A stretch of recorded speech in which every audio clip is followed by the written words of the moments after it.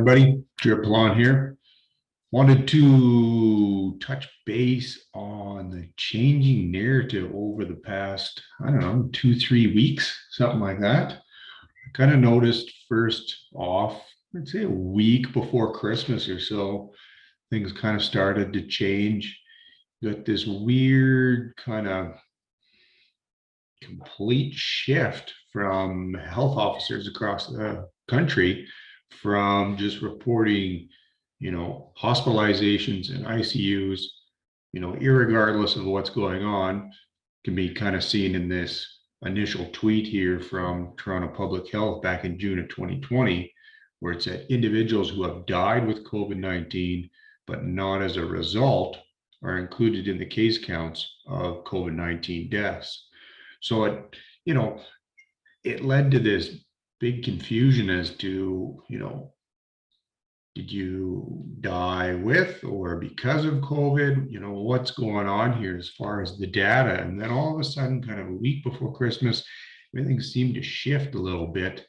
And there seemed to be this big call for more data, more useful numbers for people to kind of look at. And it just kind of seems strange to me that, nearly 2 years into this, that we had no idea that this was going on or wasn't doable, or we didn't have the resources to do it. And then all of a sudden, just like this, then they start to put this out here. And, I didn't really see it coming from anyone. It just seemed to be something that public health officials took on themselves.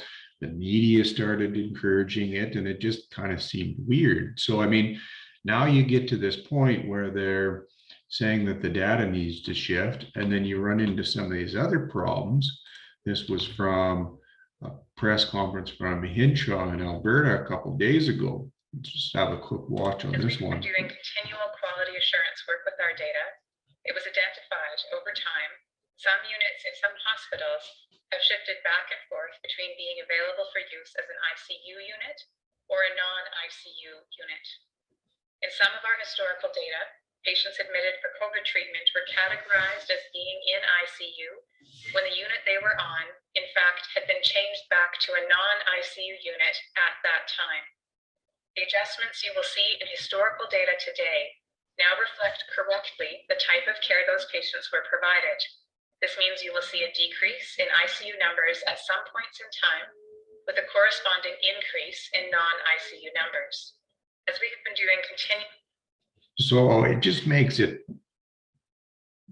hard to compare the data. And to me, it seems suspicious that, did you have these ICU numbers bumped up over the course of, however many months previous in order to just keep driving this fear narrative? And then all of a sudden, why are you backtracking and admitting it now? You can't tell me that when someone comes into the hospital that they're not doing some sort of analysis as to what's going on, and then you'd be able to take that data and report it accurately right from the get-go. I remember being in Calgary, it was in mid-2020, and I was talking to a couple, and they were paramedics, and they said, that first 8 months of the year was the slowest they had ever seen. It was just dead. So, you would have thought that they would have come up with some sort of reporting system as opposed to maybe just sitting around and waiting for, what might potentially happen, at least put in some sort of process for reporting the data. But I don't know, just seems weird. And then over the past, I'd say a couple of days here even, now we've got the premiers of a couple of these provinces shifting their status on some of these things. So over in Saskatchewan, Scott Moe claiming that restrictions don't curb Omicron and lack evidence. I think the evidence is out there that irregardless of what variety of COVID comes along, lockdowns and restrictions don't work. So why are they saying these things now? They just kind of trying to get people on their good side again. What's the reasoning? Why all of a sudden now? Because the problem with all of this is they come out here, they sit at these press conferences, but I never see any, research that's gone into this. They don't have any cost benefit plans. It's just, this is what we think today, and let's go with it. It's just, I don't know. It's weird. It's weird. Next one, same thing over in Manitoba. It's here to stay. Manitoba Public Health says that everyone is likely to be exposed in the coming weeks. I know 2 weeks ago they were pumping up fourth doses for people in long-term healthcare system. So, is this just a admission of failure of all the policies that have been in place? This myopic idea of trying to get to COVID zero for 2 years, they finally realized that it's not doable. You've got a widely circulating respiratory virus that has animal reservoirs. It's just impossible to extinguish it. And the fact that they've, used these mRNA treatments to get out to people, by the time that treatment is out and mass, available to people, whatever it was designed for has mutated so many times before that it becomes redundant. Maybe it's helped with some of the older people. And again, they should be able to prove some of this as opposed to just hearsay and, trust the experts and stuff. So again, kind of strange messaging. Then we go over to BC. This was just yesterday. So BC shifting reporting to identify COVID-19 hospital admissions. Hospital cases jump, but up to half admitted for other conditions. So, that leads me into one question only. That seems to be the big elephant in the room that no one wants to talk about. Is this a safe and effective treatment? Effective? I don't know. I think there's more than enough evidence out there to state that the vaccine passports were only put there to bump up vaccine numbers, had nothing whatsoever to do with, any effectiveness of the vaccine.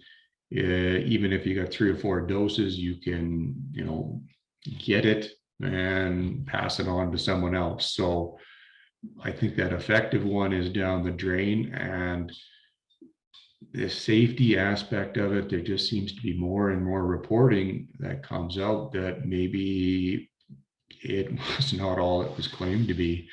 And I think that boils down to the fact that there was only such a small window in 2020 when they had some human testing. And you have to be honest and straightforward and say, there is no long-term trials. This is the trial. Rolling it out to massive amounts of people across the world, this is the trial. And you honestly can't say one way or the other if something's going to happen, down the road.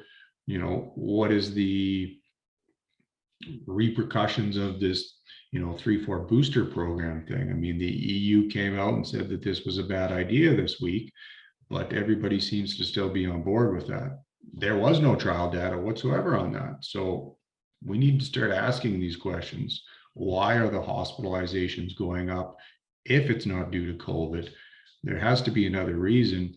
And the one huge variable that has changed as far as medical treatments in the past year-ish has been these jabs. So it needs to be looked into.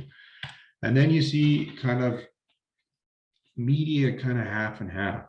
Some are calling for the other, utter shaming and, throwing out of society of anyone that's unvaccinated, fines, taxes, banning them from stores of all kinds of places. And then you've got some of these other people that are starting to come out and say, well, did these vaccine passports work? Is there any reason to keep them around? I personally don't think there was any moral grounds to put them in to begin with. There's no scientific grounds to have them here anymore. So, it's good that some of the media is, maybe jumping on this bandwagon, and maybe it's important to kind of share these types of things as opposed to sharing and, giving a lot of attention to the negative stuff. I think what it boils down to is, you know, you get all this hateful rhetoric from, you know, premiers and mostly the prime minister in the past couple of months. And the only reason why that is acceptable from them is because we as Canadians have determined that to be acceptable ourselves. So if we move away from pushing, the garbage narrative that they're putting out and start putting out the positive stuff more, maybe that forces the politicians into taking a different route. Because I think it's clear that over the past 2 years, decisions aren't made on the science. They just be made on polling data. What's going to get me elected or re-elected or keep me in office, keep my, polling numbers high. It has nothing to do with, are the passports helping save lives? No, it's just because enough people screamed about them, and that's why they put them in. So that's my call to you going forward. I'm going to try and do the same thing. I know the negative stuff always gets the clicks, the likes, and more of the reaction, but let's try and weed out the good stuff and try and put that out there and try and force politicians and public health officials to drop some of this, because the public opinion has shifted from fear to we want to support each other, we want to get our lives back, we want to just find some hope in this. So that is my challenge to you and to me. Peace.